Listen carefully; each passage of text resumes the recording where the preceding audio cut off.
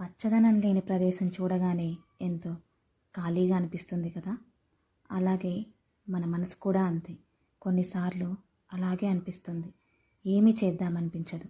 జీవితంలో అస్సలు రంగులు ఉన్నట్లే అనిపించదు. కానీ ఆ ఖాళీ ప్రదేశంలో ఒక మొక్కని కానీ కొన్ని విత్తనాలను కానీ నాటితే ఆ ప్రదేశానికి మళ్ళీ జీవం వస్తుంది. ఆ ప్రదేశమంతా పచ్చదనంతో వెల్లివిరుస్తుంది. మన మనసులో ఎప్పుడైనా దిగులుగా వెలితి కనిపించినప్పుడు అదే సమయంలో అన్నీ తీరిపోవలసిన అవసరం ఉండకపోవచ్చు. ఒక చిన్న కేర్తో స్టార్ట్ చేస్తే చాలు.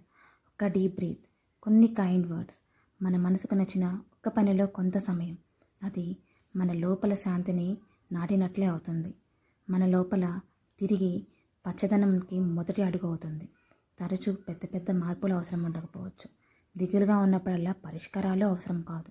ఒక కంఫర్ట్ స్పేస్, ప్రేమతో వినే ఒక మనసు ఎంతో అవసరం.